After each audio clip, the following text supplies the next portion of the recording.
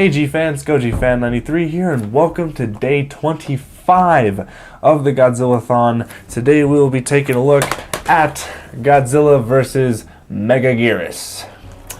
Alright, and right here I have my little Bandai creation figure of Godzilla 2000 because, I don't know, just to change things up. I don't have a Megagurius figure, sadly, so, Anyways, so, also, finally, my mic got the camera working again, so it's all good this time.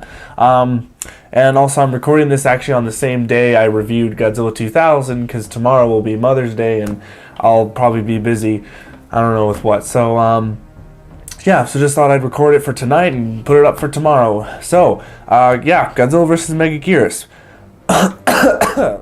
Excuse me.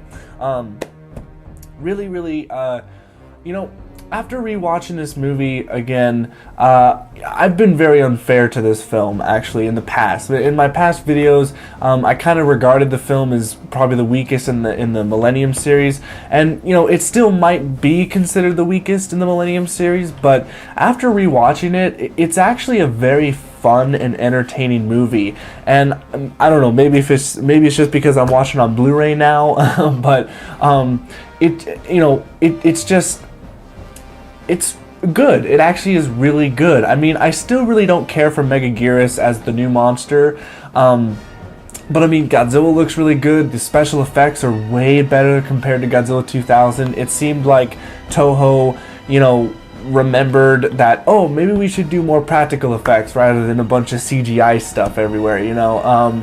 There still was a lot of CGI in this film, but it was used for things that I guess, you know, CGI was needed for, you know, I guess.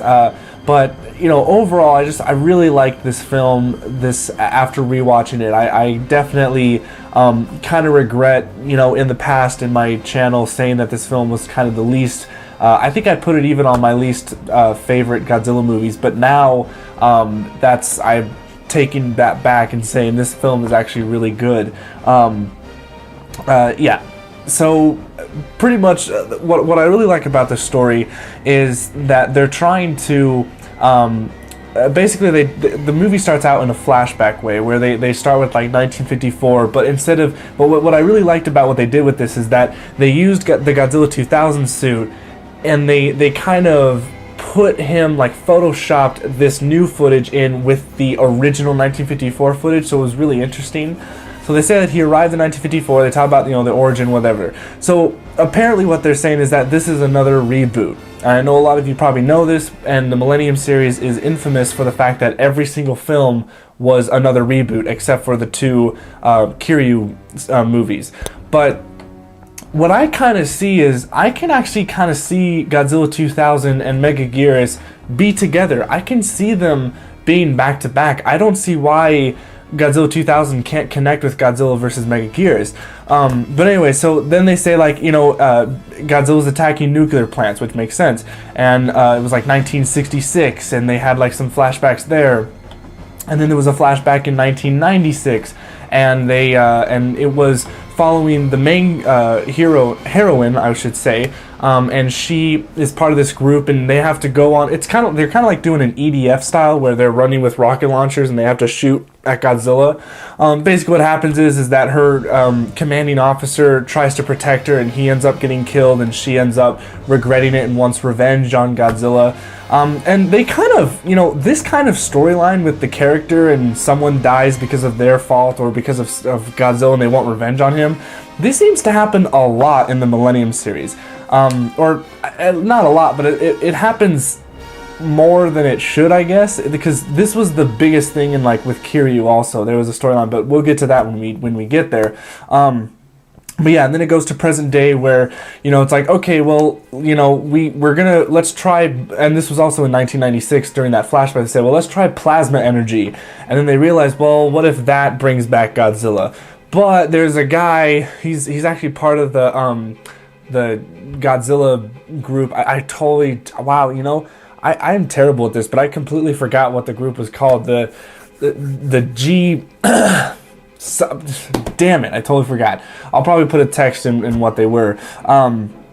but he's the guy who organized it and put it together, but he's actually kind of a sleazy guy where he's trying to, he kept a little bit of the plasma technology going, and, you know, he turned off the generators, but the technology was still there, just in case, you know, they were going to bring it back, and he said that it would, you know, bring Japan a lot of money and stuff like that. He just wanted to keep his position, but we find that out at the end of the movie, spoiler alert. So, yeah, and then the movie just kind of goes on where they figure out, okay, we got to figure out how to take out Godzilla. So how about we use a black hole? And this is the part of the movie that I think was really interesting, because this is another instance of kind of changing the game with the Godzilla movies. This is another new way to take out Godzilla, and I love it. I love how it's not just another, oh, well, let's just use military weapons and conventional stuff like that. It's like, no, we're gonna use a freaking black hole, and you know, they're gonna shoot it at Godzilla, and he's gonna just disappear forever. And what they do is that they do a first testing, and it goes out, and what happens is that there's the thing was about a bug going in the black hole, or it was a wormhole. That's right. So once the black hole disappeared, a wormhole appeared, and apparently a bug got in there. Okay, so basically, Megagurius happens where all of a sudden, like this, it starts out as I believe it's a Meganulon. And what's interesting is that I've learned, actually, I didn't know this when I did my first review, and I had a lot of you guys tell me, but these Meganulon actually appeared in Rodan. Back in 1950, what was it? Man, I don't remember when Rodan's film was, but it was his first film, and Meganulon were in there. And this is Meganulon thing, and there's like this little scene where it's like a horror scene, and it's like these two couples are like going behind the alley or whatever. Like his girlfriend goes to get like a beer or something, and the guy ends up going behind the alley, and all of a sudden the Meganulon just jumps out and eats him. But this is like as gory as this film will get. Like it like snaps him in half, drags him across the floor, and then the camera angle shoots at his face, and all of a sudden the Meganulon just like shoots some like black crap at him. I have no idea what it is, but it like goes right in his mouth and everything. He's like, and then just makes like really gross noise and stuff. And then his girlfriend comes along and she gets killed too, and it's just like, wow, that was brutal.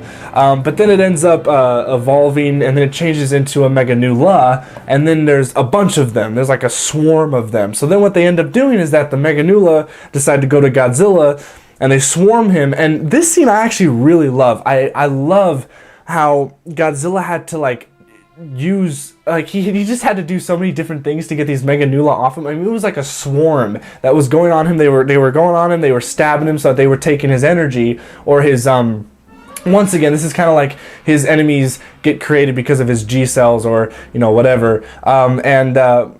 So I just love how Godzilla, like, first, you know, he uses his breath to take out a couple, and then all of a sudden, like, you know, Godzilla realizes that that's not all that he can do. So he has to do more. So like he starts grabbing them from his chest. He starts chucking them. He starts like biting them. Like one of them was like flying towards his mouth, and he just goes like that. It's just so funny. Then there's a shot of his tail. It's like going like in circles, and like Meganula are like following his tail. I love that part. And he like swings his tail, smacks one in the air, smacks him against the rock. He starts to like hit himself against like rocks and whatever to get them off. And then what I love the most is that he actually used his tail to hit the back of him so that he would get some of the Meganula that were on the back of him. I loved it. And then during that scene, they actually try and use the not the Absolute Zero cannon. That's in the next, or the movies after. Whatever the hell it's called, the black hole gun, I'm gonna call it that. They actually decide to use it on that part, but for some reason it misses, and Godzilla is completely fine. He doesn't even get trapped at all. So they're like, well, fuck. And then so the Meganula just go back to Megagurius, and they give her the energy, and then Megagurius is born, and she flies up and goes and takes on Godzilla, and then we have the final battle. And you know, I actually really enjoyed this final battle, rewatching it. Maybe it's because it's the Blu-ray, I don't know, but I just like this battle. It's a really good one, and it's lengthy. It's, you know, somewhat lengthy. Not too long, but not too short, which I really like. And there's just a lot of good scenes with it, a lot of good parts that happen. And like Megagurius keeps on tricking Godzilla where she is. There's other parts where she totally like throws Godzilla into this building. Megagurius she sees Godzilla, she hunts, she like goes over, sees that Godzilla's like down there, and she does this grin. She literally like they CGI'd the character to where she'd like smile, and it's the most cynical thing ever. She's just like and she just hits this yellow object or whatever, and it falls on Godzilla's face, and that hurts him a lot. I bet that really did a number on him. Then she also stabs him because she has like this stinger on the back of it. So it has like a tail, but it has a stinger at the end, kind of like a scorpion looking thing. And she totally just stabs Godzilla right in the belly. But what I love is that Godzilla like takes it out, and then he just like puts her in the ground and like sticks her there. I love that. I mean, they do a lot of damage to each other. Like Godzilla then ends up like cutting off one of her claws because I loved it how Megagurius was flying down and Godzilla just does this, and then what happens is that his spikes went up like here and it cut her, and I loved how Godzilla did that. Like Godzilla's really smart in this movie, by the ways. The guy who said that Godzilla was dumb in King Kong vs. Godzilla, how he said that he had a brain this size in King Kong, I'm like, no, Godzilla's a smart animal. Yeah, and obviously the biggest what the fuck moment probably ever since 1973 with Godzilla doing the flying kick thing. Godzilla just totally jumps up, and then Megagurius is right here. I wish I had a figure because then I could like demonstrate what happens, but Godzilla just jumps up and body slams her, and it's just like, oh man, just awesome. So yeah, I'm just nerding out. I'm not really doing, this isn't really a review, I'm just basically nerding out on how cool the battle was. But anyways, also the music, the soundtrack is one of the best in the Godzilla soundtrack. It's like it is the second best to Akira Ifukube. I sadly I don't remember the composer's name.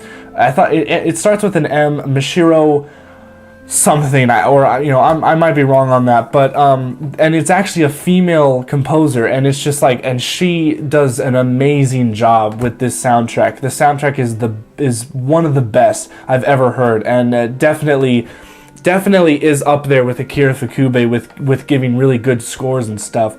Really fits the movie in tone. So, but overall, I mean, I definitely gave this film a bad rap at the beginning, but now after rewatching it, it's a really good film. So I highly recommend watching it. Highly recommend getting the Blu-ray double feature with Destroya. And yeah, so it's a really good watch. So that's really all I got for this one. So stay tuned for tomorrow for GMK and or Godzilla, Mothra, King Ghidorah, Giant Monster All Out Attack. And I'll see you guys till then. Stay big, G fans.